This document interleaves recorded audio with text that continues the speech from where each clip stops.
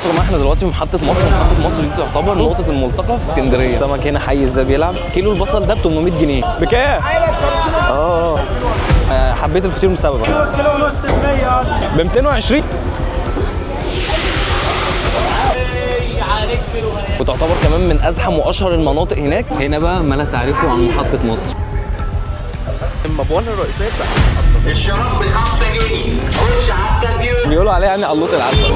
سدادة ب 75 و2. معروف قوي بقى بسوق الفواكه والخضار ومحطه القطر اللي فيها. بصوا فيها هتلاقوا مشاريع، هتلاقوا ترام، هتلاقوا تكاتك، هتلاقوا كل حاجه حرفيا انتوا تتخيلوها. هنا مواصلات ممكن تركبوها. تعالوا بقى كده ناخد جوله اكل يوم كامل في محطه مصر. خلي بالك هنا طول ما انت ماشي في محطه مصر لازم تخلي بالك ان هتلاقي هنا كله بيدخل على بعضه.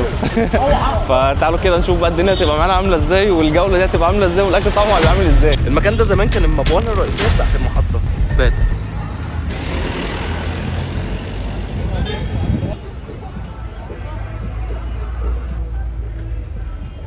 فتعالوا بقى كده نبدا اول حاجه بالفطار من عند سلطنه اسكندريه. المكان ده عندهم حاجات كتير جدا في المنيو بتاعهم رهيب، في كل حاجه برضه انت ممكن تتخيلها. بص ده المنيو بتاعهم. المكان ده بقى مفيش حد جه محطه مصر الا ولازم ياكل من عنده. الصاله فوق صح؟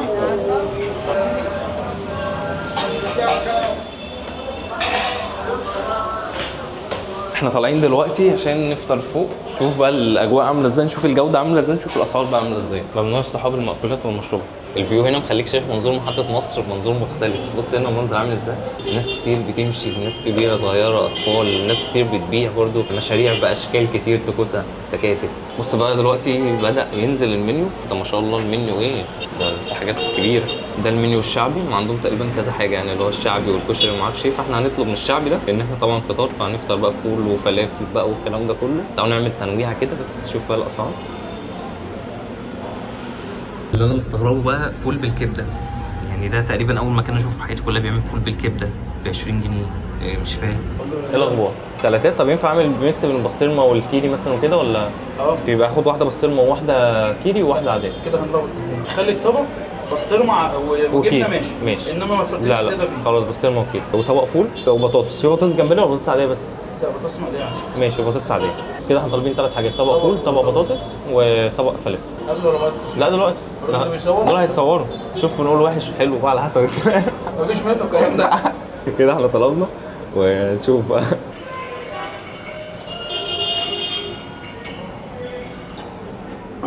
تسلم ايدك. ايه يا عم التأخير ده؟ ده فلافل الجبنه بتاعهم مخصوص. ولا يهمك.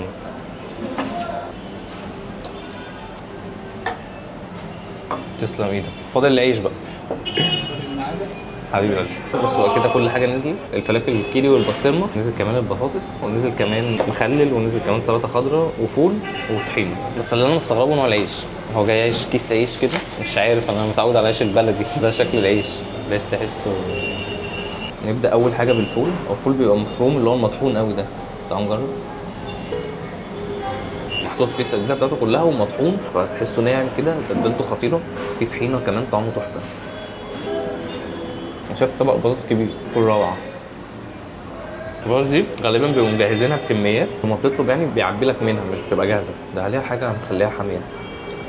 مقليه مع فلفل وبتنجان. ده فعلا بطاطس مقليه بالزيت، في مقلي فيه فلفل وبتنجان عشان كده هي حاميه. دي كده الطعميه او الفلافل.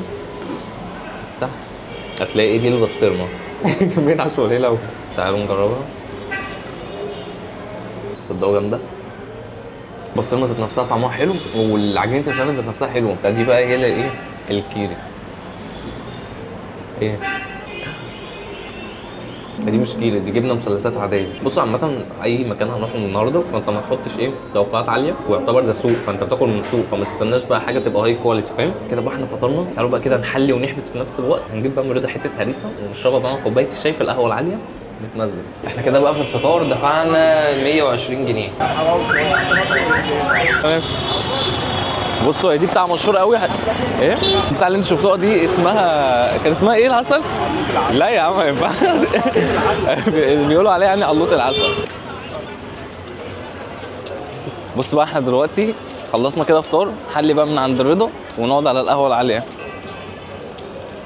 بطلب الاول ولا باخد الحاجه وبعد كده باجي لك ولا؟ تعالوا كده بقى نطلب هريسه السخنه دي. هريسه السخنه. بص البخار بيطلع ازاي. هنا الرضا بقى مميز قوي بالهريسه بتاعته. حرفيا ما باكلش زيها في مكان. عايزين طبق هريسه، عندهم تنوع كبير. ماشي هاخد ب 15 كده، خدنا ب 15 هريسه بس كده.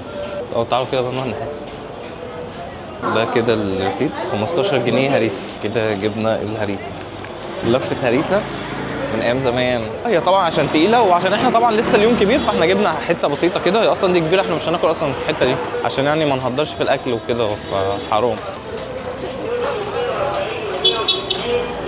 الشراب ب 5 جنيه. خش على اليوم. كرسي ب 140 و 160. فلاته ب 75 و 100. الشراب ب 5 جنيه. خش على اليوم. دي بقى القهوه العاليه. تعالوا بقى كده نقعد نشرب من عندها كوبايه شاي. كده قعدنا على القهوه العاليه. عايز اقول لكم دي اول مره اصلا ليه اقعد على القهوه العاليه. الفكره بقى ان القهوه العاليه دي قهوه عاليه ليه؟ ان هي عاليه عن الرصيف. هي دي الفكره كلها، ان هي ليه سميت يعني بالقهوه العاليه. شاي ميزو فتله وكوبايه شاي عاديه. عايز سرعه. انا اهو. ده شكل الهريسه من عنده، بتبقى سخنه اصلا. بص كده شكلها عامل ازاي، رائعه. بص الهريسه دي عايزه كوبايه شاي كده من غير سكر.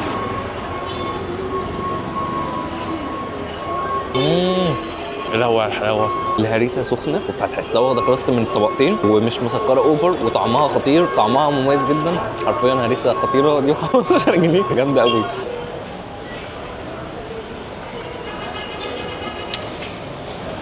75 و 100. الشراب ب 5 جنيه. خش على التزيين. بصوا بقى احنا دلوقتي في سوق محطة مصر للفواكه. في ممر كده زي بتاخده لاخره. الشارع ده كله، الممر اللي جوه ده يعني كله بيبقى خضار، الجزء اللي بره ده بيبقى فواكه بس. بيبص عندك فراوله ب 15 جنيه الكيلو، عندك خوخ ب 20 جنيه الكيلو، عندك برتقال، عندك توت. السوق هنا ما شاء الله فيه كل حاجه انت ممكن تتخيلها. خير هنا كتير، والاسعار برده حلوه، مش غاليه قوي. ده بقى بالنسبه كده للناس اللي واقفه بره في السوق. في بقى مول جديد ده اتعمل. المول ده ما كانش الاول موجود، كان كل الناس هنا واقفه بتاع خضار. في عندك كمان خرشوف. بكام الخرشوف؟ بكام؟ لا اخضر. الواحده ب 2 جنيه. دي الواحده ب 2 جنيه ودي الواحده ب 3. ولو متنضف الخمسه ب 20. بص في كمان جبنه قريش، هتلاقي كمان حرنكش. بص 750 دي مش معناه ان هي ب 750 جنيه، معناه ان هي ب 7 ونص. ده يعني لغه في السوق هنا برضه عشان تبقوا عارفينها. بص بقى الشارع ده شارع الخضار بقى كله، اللي هو فيه بتوع الخضار. بص هنا برضه هتلاقيهم اللي بيحرقوا اسعار بيعملوا ايه، دوشه عاليه جدا.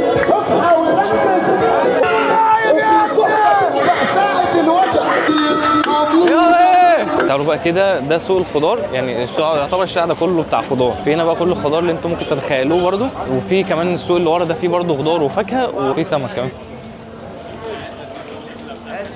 كمان هتلاقي لحوم وهتلاقي دواجن. بس هنا كل الخضار اللي انت ممكن تتخيله.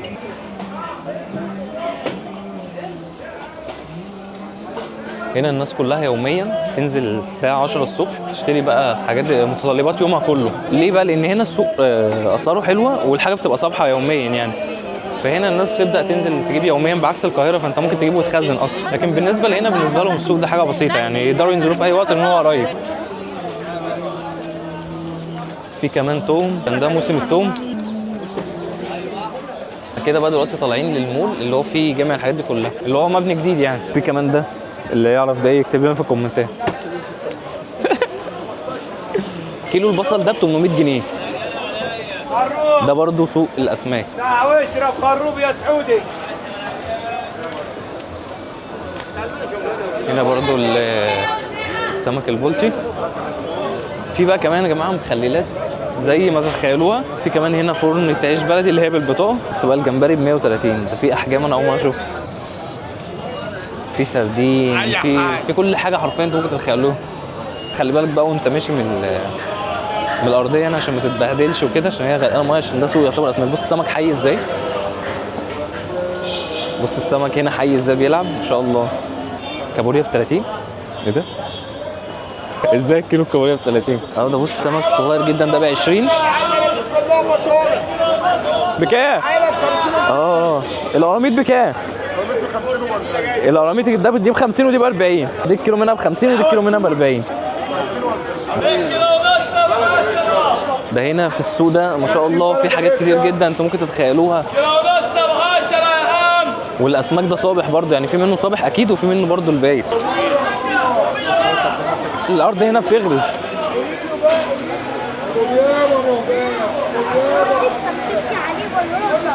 خلي بالك بس وانت ماشي. انت ممكن برضو هنا تجيب سمك ني وتروح تشويه. دي نوعها ايه دي؟ نوعها ايه؟ محرات. بكام الكيلو؟ ب 220. بصوا هتلاقوا سمك المحرات ب 220 كده. دخلنا سوق الفواكه وسوق الخضار وسوق السمك، وبرضو السمك يعني فيه شامل الفراخ وشامل اللحوم. احنا كده طلعنا من بره. واحدة عسل بكام ايه؟ بخمسة؟ بص هنا الراجل زي العسل بيعمل فطير. حبيبي انا شفتك والله، يعني انا حبيت الفطير بسببك. حبيب قلبي ربنا يخليك. سكر عسل؟ ماشي سكر عسل كفايه ان هي من ايدك. حبيب قلبي بص الفطيره ب5 جنيه هنا، تختار اللي انت عايزه. حبيب قلبي حبيب قلبي ربنا يخليك ربنا يخليك الله يرزقك يا رب. بص الفطيره هنا ب5 جنيه فيها سكر وعسل. فطيره على 5 جنيه فهي حلوه، حجمها برضو جميل. حبيبي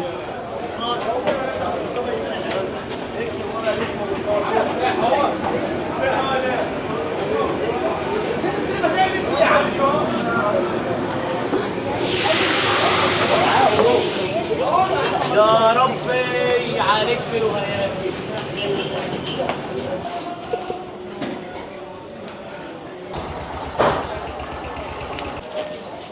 بس هنا بقى كل الطيور الحيه. لا وانتوا فعلا زي ما انا قلت لكم، يعني انتوا كل حاجه تتخيلوها لا ده بجد بقى. الخوخ هنا بيغسلوه عشان يبقى لونه لامع يعني. خلصنا بقى كده تمشيه في السوق. تعالوا بقى نروح نشرب كوبايه قصب، مكان مشهور جدا هنا على طول بشرب من عنده يعني لما ببقى هنا في المحطه. تاسس سنه 1952. كوبايه كوكتيل جزر على برتقال على قصب. احجام ايه؟ ب 15 اللي هي الكبيره، ودي ب 12 اللي هي الوسط، ودي ب 25. طيب ب 15.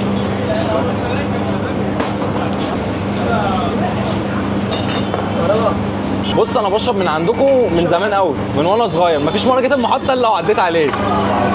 حبيب قلبي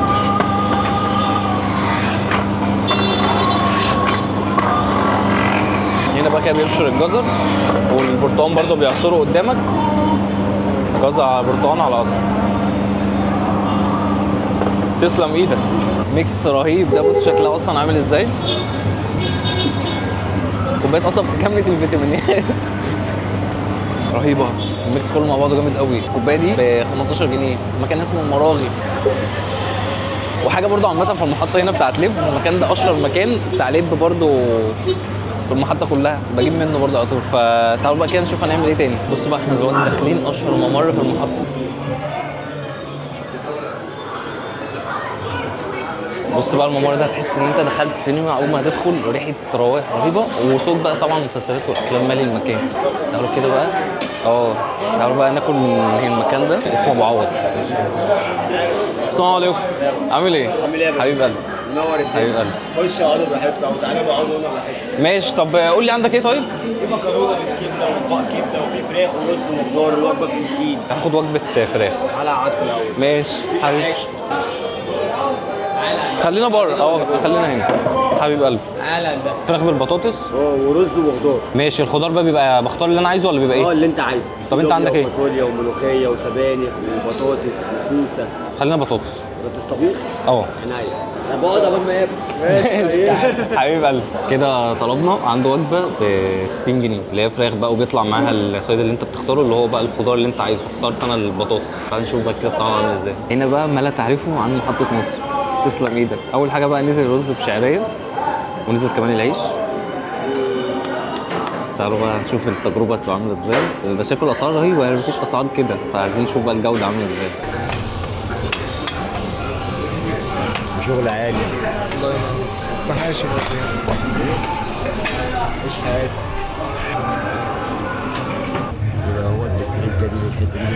اول حاجه بالبطاطس بالشوربه بتاعتها. دي بطاطس معموله ايه بيتي كده، بس حلوه مستوى كويس. الصلصه اللي فيها تحس فيها خل كده، تحس صلصه مختلفه، تحسها صلصه كشري فاهمين. الصلصه خفيفه طعمها جامد. بصوا بقى دي اللي هي ايه فراخ بيبقى دبوس. بص الدبوس عامل ازاي. بيبقى معمول في صينيه بس بعد كده بيسخنوا بقى. تعالوا نجربها ازاي. حلو. بص بقى نطلع ايه، ناخد رز بشعريه مع لحم الدبوس. بص تحس ان انت بتاكل اكل بيتي. بص كمان بينزل مع البطاطس اللي هي معموله في الصينيه. بص الوجبه دي ب 60 جنيه بينزل معاها الايه الثلاث حاجات دول كده بقى. خلاص اتغدينا، فتعالوا بقى كده نقعد في القهوه اللي في وشه اللي هي تحسها سينما قوي في نفسها دي، شكلها اصلا قهوه غريبه، فتعالوا نجربها. صباح الفل. تشرب ايه؟ كوبايتين شاي.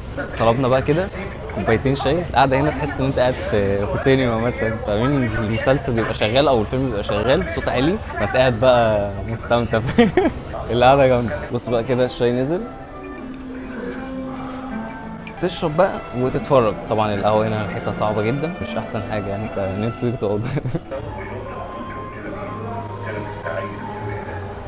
كوبايه شاي جامده. تعالوا بقى كده نختم اخر حاجه بالعشاء من عند اشهر حد برضو هنا في المحطه، وهو ابو احمد او كشري ابو احمد او مكرونه ابو احمد. المهم اسمه ابو احمد، مشهور قوي بقى بطبق المكرونه اللي بيعمله اللي عليه الكبده. فتعالوا نجربه بقى نشوف هيبقى عامل ازاي. كوبايتين شاي اللي احنا شربناهم دول عملوا 20 جنيه.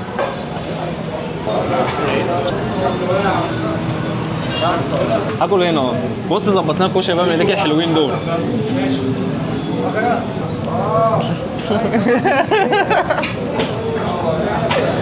ايوه كده عم حسن. عم حسن موهبه يا عم حسن.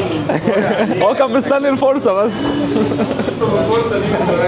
الله عليك يا عم حسن، تسلم ايدك. تطلب الطلب بتاعك ويعني بتحاسب وبتاخده، وبعد كده بقى بتروح تاكل بايه لو في ترابيزه فاضيه بقى تقعد تاكل. بص بقى كده ده شكل الكشري اللي بالكبده اللي ب 40 جنيه. شكله خطير، بيبقى عباره عن مكرونه ورز بشعريه وبصل اللي هو المتحمر ده وعدس، وطبعا بقى عليه الكبده والصلصه. فاحنا بقى ايه هنزود ايه من الدقه دي. اقول لك بقى ايه اساس الدقه دي بتعمل، بتحط صباعك كده. ايوه عشان مش مالك. ايوه بس تقعد تعمل كده، فاهمين؟ يعني الدقه دي لمست صوابعك كتير جدا قبل ما تيجي لحد هنا. هذا بقى كده شويه بس من الدقه. طبعا دي شطه بتحط برده ايه، بتقلبها قبل ما تحط، بس انا مش هحط. تعالوا نجرب الكشري لوحده وبعد كده نجرب الكشري بالكبده. ابو احمد ده بقى علم من اعلام محطه مصر. الكشري بتاعه طعم زمان. كله كشري الدمياطي، احلى كشري كلته في حياتي. حبيب قلبي. سجل بقى. عم حسن زي العسل. بص ما ناخد شويه كشري مع بقى ايه كبده. المكان ده الكونسيبت بتاعه مشهور قوي بقى ان انت بتاكل كشري مع الكبده، اللي هو ابو احمد يعني عامه. فكل الناس بقى اللي بتيجي هنا بتاكل كشري بالكبده. الكبده حلوه بس كان عايز يتقرص عليها سنه في السوا. وبس كده يا جماعه، دي كده بقى يعتبر جوله كامله في محطه مصر كلها. يعتبر انا اوريكم اهم حاجات في محطه مصر كلها واشهرها، وجربنا كمان اشهر الاماكن. محطه مصر منطقه رخيصه جدا، وهو السوق زي ما قلت لكم ما تستنوش اي حاجه تبقى هاي كواليتي. هو سوق كبير فيه بقى مجمع بين حاجات كتير جدا. بس كده يا جماعه لو عجبكم الفيديو ما تنسوش بقى تعملوا لايك للفيديو وتعملوا بقى سبسكرايب للقناه. وبس كده يا جماعه كان معاكم جو ناصر، سلام. ما تنسوش بقى كمان تتفرجوا على الفيديو اللي ظاهر لكم ده.